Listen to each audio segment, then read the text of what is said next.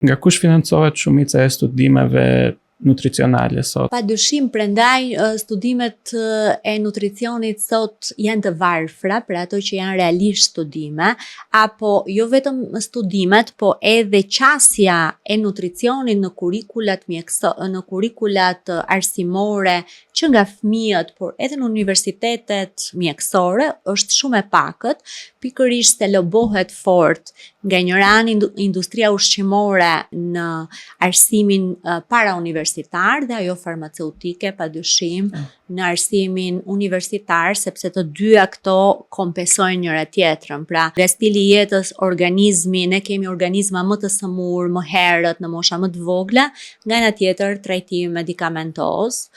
Por që unë mendoj që po ndryshon kjo gjë dhe po bëhet pak më evidente pikërisht në sajtë statistikave që ne kemi. Pra ne kemi statistika, ne kemi projekcione për diabet, për shifra të diabetit alarmante në të ardhmen.